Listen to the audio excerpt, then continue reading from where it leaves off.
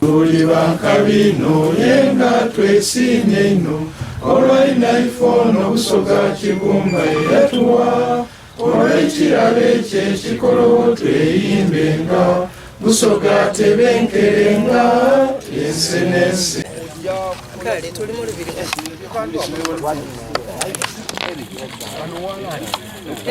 eri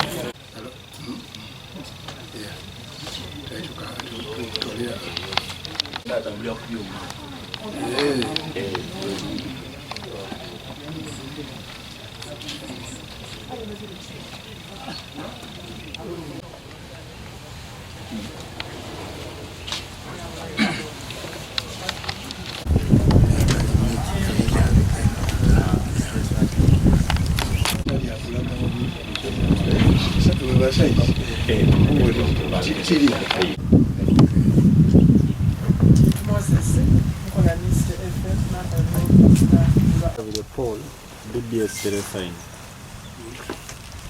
Donald Chi.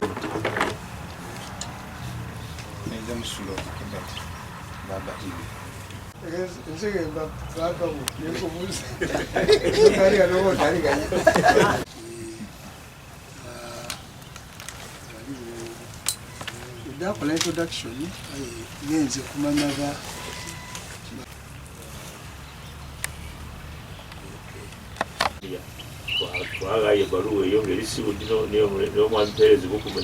the official release from Budumbula, the Royal Court of Governor Diope Wokuna for immediate release while Ngamandwe already September 2025.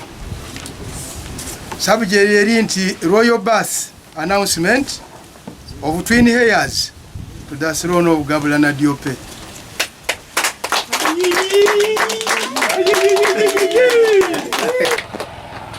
To all Bugabula and Busoga princes and princesses, Mama, ba princes ya muliga no mwena, the hereditary Saza chiefs, Wachitibwa Katuukiro, Lords temporal and religious, banaife abalamuzi, ni ba reverends muligano. The Right Honorable Speaker of Busoga Lukiiko Sebo, Busoga Kingdom Cabinet, Busoga Lukiiko, Busoga clan leaders, the Honorable Chief Justice, all members of Parliament of Uganda, High Excellency the Vice President of the Republic of Uganda, members of Parliament of Uganda, the Right Honorable Prime Minister of Uganda, honorable ministers, leaders of political parties, Kabaka Mwenda Mutebi of Buganda, Omukama Iguru of Unyoro Kingdom, Omukama Oyo Kabamba Iguru of Toro Kingdom, the cultural leaders of Uganda, the Abasoga at home and in the diaspora, all Ugandans and people of goodwill the world over. In the name of God, the most gracious, the most merciful, from whom all blessings flow, it is with profound joy and hearts filled with immeasurable gratitude to the Almighty God that His Royal Majesty William Wilberforce Governor Diope Wokuna, this Innebantu Kyabazinga of Busoga, and Her Royal Highness Jovia Mutesi, the Innebantu of Busoga, extend the warmest and most sincere greetings.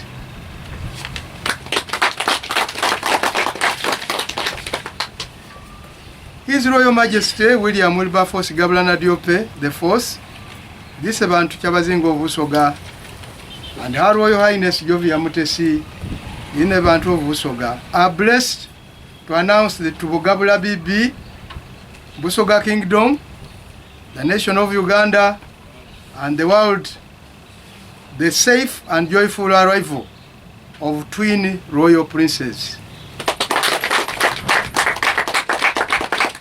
Born to the royal court of Nadiope in particular, and to Busoga Kingdom, on Tuesday, the 27th of August, in the year of our Lord 2025. Chiram, the princes were born on Tuesday, the 27th of August, in the year of our Lord 2025. The royal heirs have been named Omulangira William Ethan Nadiope,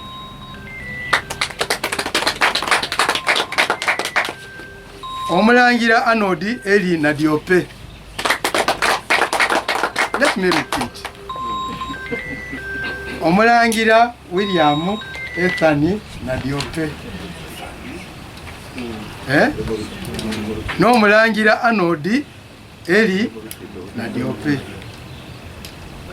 Their royal majesties and the newborn royal princes are in excellent health and spirits.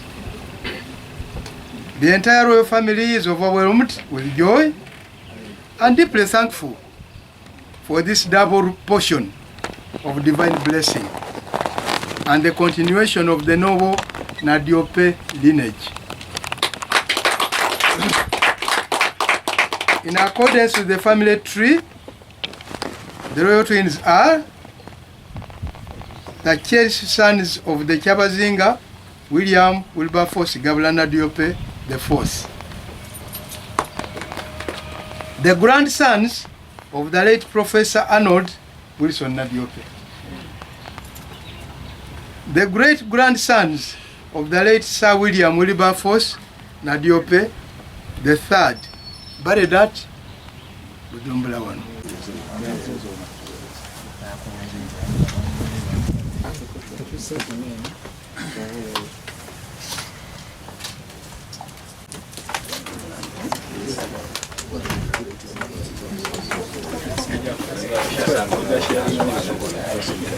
Balenzi bombi balenzi waiswa nitenwa nga bwekitwala. Aye bwe tuli nti tuli mu maka era tuli mu kitiibwa kya balangira tubabeeta batyo baba waira amaina gaibwe nga mulongo asooka erina lye twidamwetanga Omulangira William Ethan Nadiope.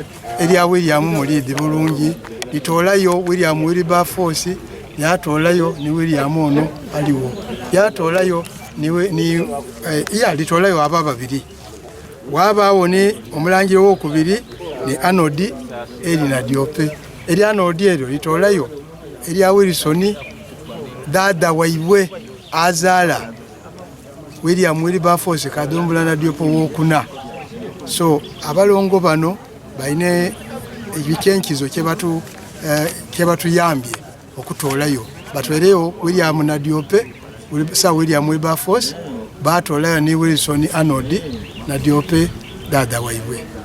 Nenda ino okwebaza abekika ekyabayise mugosa mama Mutesi yava abezira enonye nange banange balamwisa ino nze nange wenonye nange tuli walala nimwe mukusanuka naja nebaza ekika kyabayise muwaya abazaala baba waife William Wilberforce Nadiope w'okuna banaife mwebale n'okuzaala nakulera ate era n'essanyu tubayirize enkanu abalongo baabo. UK Nadiope yazaala abalongo ne maama waife agalamire gale n'abye wow yazaala abalongo era omu ku balongo aliwo ali mu America kale era kyaba kiti kaye maama waife Manjeri yena yazaala abalongo era omu ku balongo aliwo era yena ali kuluya kale kyaba nti mu byafaayo isaife Gabula Nadiope ow'okunono atwalire irala engaito dhiri ne bakuba ati yegeza mu ngaito ayita tidikola ki tiri mujamu aye dhiri engaito dhimugira mu irala olw'okubanga yeena akubyewo eirongo ly'abakulembeze abaduusi. Ekyo kiba kitegeeza nti omu bwali bakyebazinga owundi aligalagiranga ku mwine kuba bombi tebasobola kuba bakyebazinga bulungi. Katonda abatuwaire nti olagema ku mwine n'olyagema ku mwine.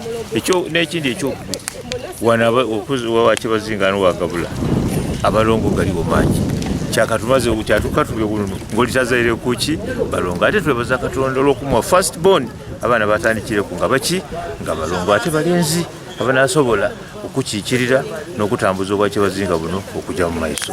Twebaza Kibumba abagemyeku ne bazaala bulungi bali bazaalire ku luya tuli kwesunga bwesunge lwe banayidda muno tujje tukine engolo zaife abazaalibwa nga balongo. Ani musanufu olw'ekirabo Katonda kyatuwaire yali yakuza n'atafunamu. Nze ndeze era ntuusiisa ku kirabo ekyabalongo. Nenda okwebaza Katonda eyaleeta Jovia mu lulyo lw'abalangira. Banange kino Katonda atutukolere kyamagero. Ebigambo bibaire bingi buli omu abuuza aye nga Katonda mwena idi kyakoze eki kyatutegekeire. Mwana wange Jovia amusibirira entanda olulyo lwaidye mu lw'abalangira tuzaala irongo. Takomye ku eryo era ajja tuwongera eryokubiri kubanga lata waife Saulia mu Bafosi na Diope yazaala irongo emirundi mingi.